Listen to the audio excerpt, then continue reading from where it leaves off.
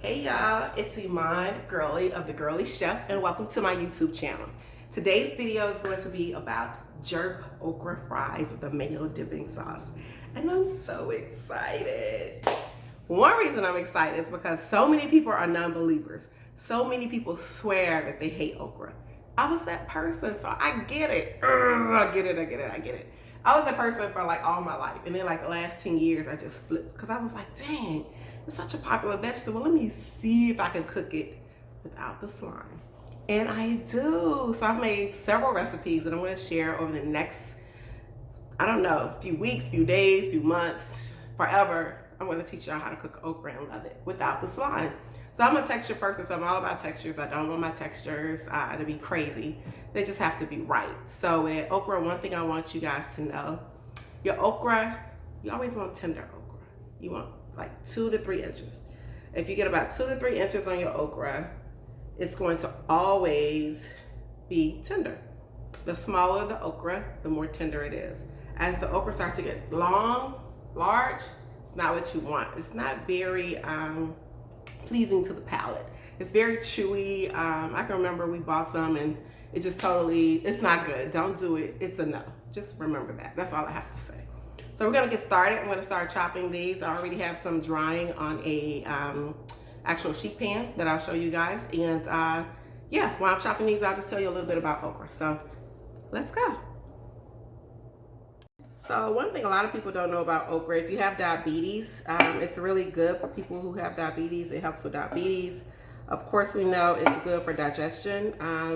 One thing about okra with the digestion, it has at least 3 to 4 grams of fiber, which is great. I mean, you know, on a daily, they want us to get, I think, right at 15 grams of fiber in our system, and this will really help you out. So if you're eating something that's yummy, it makes it that much easier to get what you need in your body.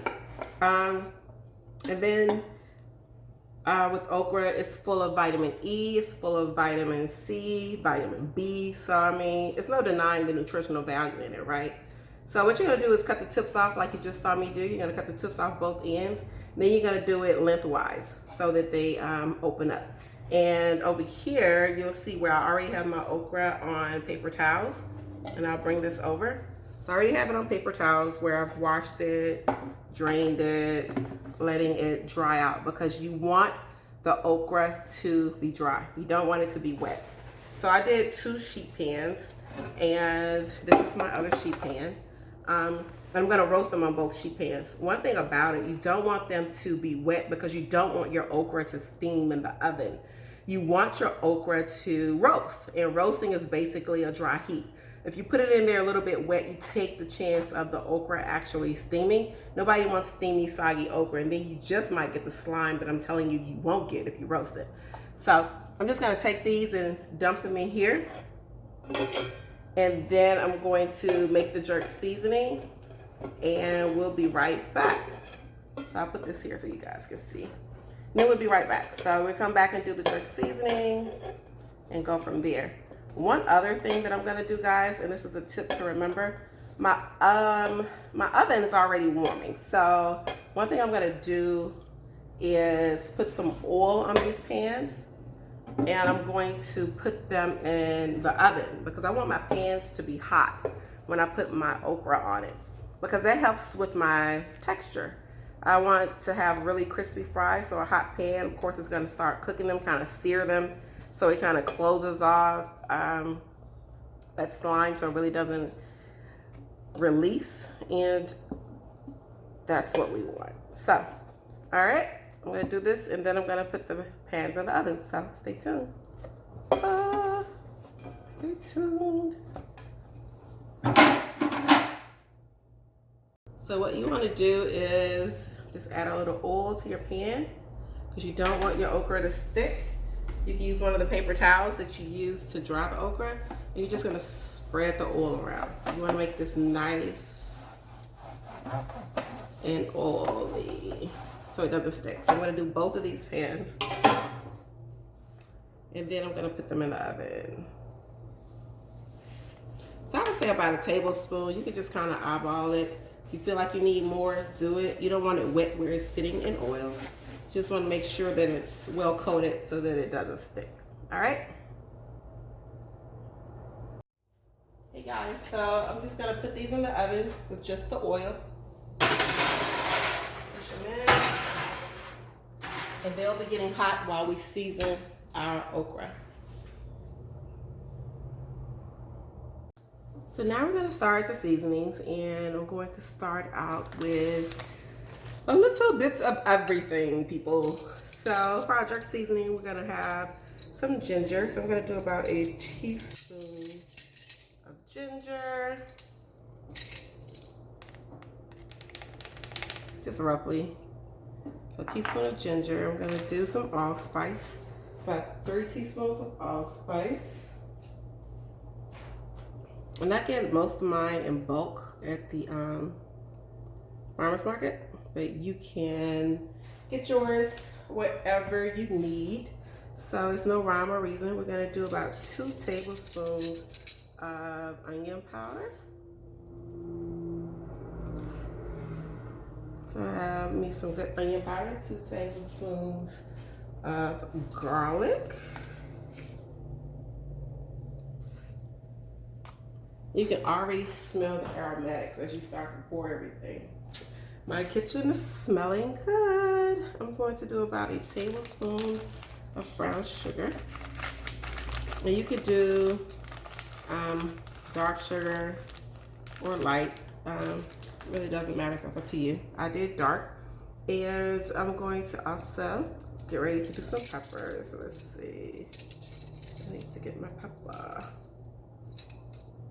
So, of course, I have a wet jerk rub as well. So hopefully I can do the wet jerk rub for you guys in the next few weeks, so you guys can get your grill on, because you know it's nothing like having jerk chicken that's grilled. I mean, I guess jerk chicken's not jerk chicken if you don't grill it, right?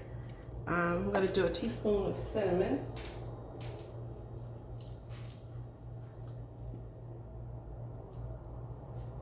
And let's see, what else have I forgotten? I know I need my parsley. So I'm gonna do about a tablespoon of dried parsley. And I have to do my smoked paprika. So we'll do about a tablespoon of smoked paprika. So to kind of give it a little smoky taste, even though we're not putting the okra on the grill. We can close our eyes and think that we did, right? I guess y'all are like, no, it's not the same. And I'm gonna do some crushed red pepper flakes. So I'm gonna do about a teaspoon of crushed red pepper flakes. This is optional depending on who you're cooking for. I'm also gonna do cayenne because I like spice. So I'm gonna do about a teaspoon cayenne as well, just because I like to have that bite in my food. Anybody who knows me knows I love spicy. Then I'm gonna do dried thyme. So the dried thyme, I'm gonna do roughly about a teaspoon, and you're gonna see one thing I'm gonna do with my dried thyme is I always kind of rub it in my hands to release the natural essence of it. Crush it, and then just let it fall. So I'm gonna do just a little bit more, roughly. And of course, the measurements are gonna be in the details of the description below. So don't worry if you didn't catch all of this. So that's pretty much it, except for the salt. You gotta have a little salt. So I'm gonna do roughly about a tablespoon of salt. I know that's a lot to some people, but for me, it's not. I like to have a little seasoning to my food. If you need to add more salt, you can, feel free. And I'm gonna get ready to mix this together. And you should smell it. It smells really good. One thing I'm missing tonight that I normally add to this is dried chives. And I didn't have any dried chives. I thought I did, and then I got here and didn't have it. And I was like, dang it. So we're gonna push through. I'm gonna take one for the team. So this is mixed up really, really well. And you know what I might do, since I don't have my dried chives tonight? I might just add me just a little bit more thyme and a little bit more parsley, because I like having the dried herbs. So that's mixed really, really good. You see all those colors? So pretty. So I'm just gonna take a handful of my parsley, and I'm gonna do just a little bit more of my thyme.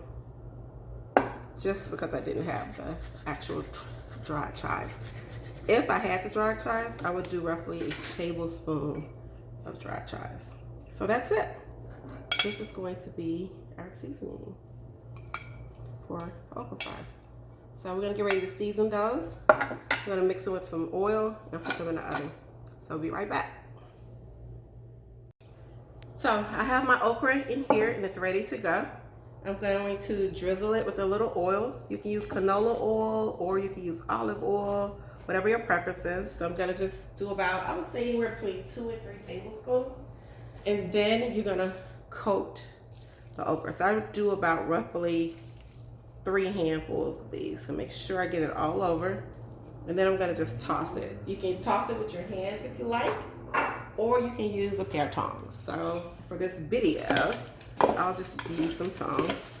And you wanna make sure everybody gets a little seasoning. So one thing about this, when you roast it, it's gonna probably come out looking like it's a little burned, but it's not gonna be burned. You gotta realize you have, you know, our brown sugar in here, everything. So that's coated really well. So you can kind of see. So kind of get it all in the little crooks and crannies of my okra. So it has the oil, it has everything on it, and I'm good to go. So we're gonna get ready to put it on the baking sheets or the cookie sheets and get ready to put this in the oven. So I've taken these out of the oven and I'm just gonna, you see how it sizzles? That's what I want. So I'm just gonna flip these really quick. They don't all have to be flipped or turned with the seed side down, but it's just a preference of mine. And you don't wanna crowd the pan. If you crowd the pan, it's going to steam. Remember I talked about that steaming? You want everything to have room to breathe. You want the air to be able to get around each one of these and they'll work their magic on their own. So I'm gonna do that. And I'm working really fast for you guys, hopefully, since I'm doing 2 pans, because we eat these like snacks. Like my daughter loves them, my husband loves them, my neighbors came over and had some, so they're very popular. I'm gonna rinse my hands so I can actually move this without messing up my thing. So I'm gonna put this pan in the oven. So I'm off camera. And I'm gonna go ahead and get the next one. So this one is cooled down a little bit because it was the last one, but that's okay. That is okay. Let's see, we got some of this nice seasoning here from the brown sugar that we use. I'm just gonna take those clumps out, but spread them out. Make sure everybody can breathe. We don't want steamed okra. If not, we would have made a little mushy dish on top of the stove, right? All right, so these are well seasoned. They smell divine. Woo, they smell good, y'all. All right, so I think that's good. So now I'm just gonna actually take this paper towel that I used over here and grab this one and put it in the oven. We'll be back. Bye. So I'm back and I have the okra in the oven. I set my timer for 10 minutes. I'm gonna let it roast without disturbing it for roughly 10 minutes. And then I'll go back and shake it around, move the okra around so other parts can get crispy. So it'll flip over and I'll set the timer again for like another 5 minutes. I kind of have to eyeball it depending on the size of your okra and depending on your oven. So just kind of test it. You'll know when it's ready because it's gonna be a beautiful golden dark brown and it's gonna be stiff. It's not gonna be limp like it was steamed, okay? So we're gonna start with the mango dipping sauce. I have 2 mangoes that I've cut up already. If you don't know how to shop for mangoes, leave me a comment below. If you don't know how to cut up mangoes, leave me a comment below and I'll do a video on it. I live at the farmer's market, so I'll be at the farmer's market so I can teach y'all. So I'll basically take you shopping with me so you can see me do this. So I'm gonna put the 2 chopped mangoes into my blender. And then we're going to add some rice wine vinegar. I have a tablespoon here. And I did a tablespoon because I want to add lime juice. So you don't want too much acid, so it has to balance out. And then I have maple syrup, 2 tablespoons of maple syrup. You can use honey or agave. Feel free to use either. And I'm going to do spices. As you know, I love spicy. What I'm using is a chili garlic sauce, and it's depending on you. If you can't find chili garlic sauce in your Asian aisle, I'm just doing just a little bit because my husband doesn't really do spicy, and he's eating this tonight. So I'm doing just a little bit just so I can be happy. Even though I can add it at the end, I want to blend it into my sauce. If you don't see the chili garlic sauce in the Asian aisle, you can always go for sriracha. Sriracha is very mainstream now, so you should be able to find it in the condiment aisle by like your ketchup and mustard, or back to the Asian aisle. So I'm gonna do this and then I'm going to blend it. But actually before I blend it, you know what? I have to show you guys something. I'm gonna show you how to grate ginger. Because I'm gonna grate some ginger in here, and I'm gonna show you how to take the actual peel off of the ginger with a spoon. So I have my spoon, I have my ginger, and I'm gonna just move this over and adjust the camera. Hey y'all. So hopefully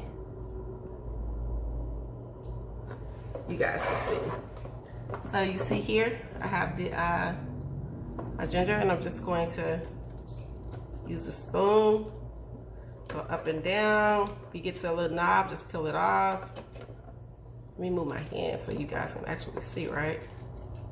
So you don't have to use a vegetable peeler if you don't want to, but feel free to if you choose to. But yeah, this is it. You just kind of go over it. It was already washed and clean, so don't worry. And I've taken all the skin off. I'm not using the base portion. I'm just gonna pretty much use the top porch. So that's about all I need, but you kind of get the point. Do that and everything's kosher, right? So I'm gonna do that, and then I'm gonna grate this into the actual sauce. So here we go. And I am back. Hey y'all. So I'm gonna put this back over my blender. Bring my mangoes back over. And then I'm gonna get my grater and grate. So hopefully this doesn't make a lot of noise. I would say you're gonna grate maybe about a teaspoon. You just want a little ginger taste. If you don't want to go through all this like I'm doing, that's fine. Feel free to use powdered ginger, dry ginger, like the seasoning. I think I have some out. Let's see. I thought I did. Oh, I do. I do. You just get you some ginger and do some powdered ginger. So you don't want to sit up here and stress yourself over doing the fresh ginger.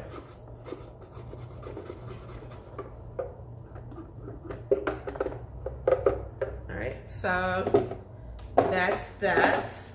And I think I'm gonna just add a little sprinkle just to show you. I love ginger, so I don't think I could ever have too much. So I would say if you're doing the powdered ginger, I would do half a teaspoon, and then I would check it and see how I like it.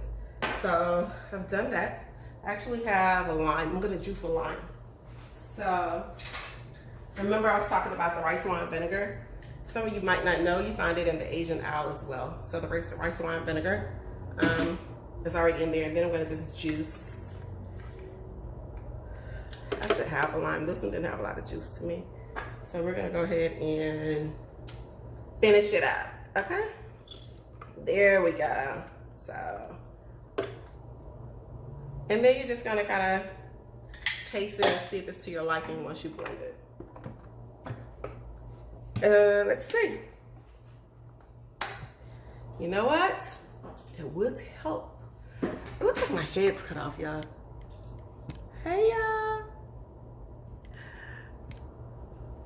There, that's so much better.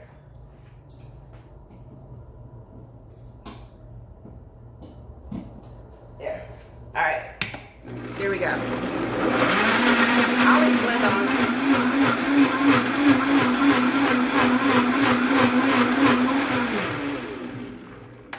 And then you want to taste it. Make sure it's where it needs to be.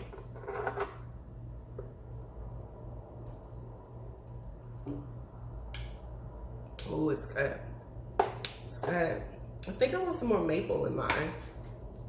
I can taste the heat. I think I put the maple up. Let me get it. Oh, you know what?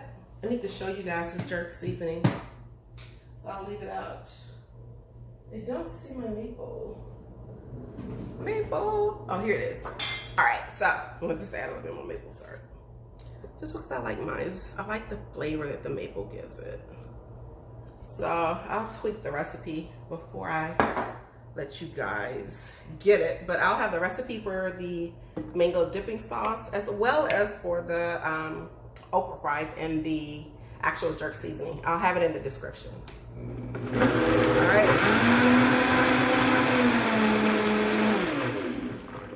That's all it needs. So I have that ready to go. I'm gonna actually take the top off and go ahead and pour it into my dipping container. Great, the oven's going off for the okra, so I'm gonna go and grab it. Be right back. All right, so I've taken the okra out of the oven and I put both sheet pans onto one sheet pan. I'm gonna take my seasoning and I'm gonna douse it just one more time. Some people are probably like, oh my God, that's too much. I promise you it's not. You can taste everything. And then I'm just gonna shake them up. I'll let you actually hear me. Can you hear that crunch? I hope you can. I tried to lean in. So let's get ready to plate this so you guys can see how great it looks. And did you hear that crunch that time? All right, be right back. So I've plated the okra. As you see, I have the dipping sauce that we put in the container earlier. I put a little sprinkle of the jerk seasoning there so I could take a picture for you guys. And now I'm about to get ready to eat with my hubby. Say hey, babe. What up, what up, what up? So, can you hear me crunch? Can you hear me crunch? That's good. It's good. Yeah, I know it's good, right? But nice cocktail. I got my little dipping sauce. Mm-hmm. Want some more? Mm-hmm. Oh, yeah. Stay tuned, y'all. That's good, baby. I know. Bye, y'all.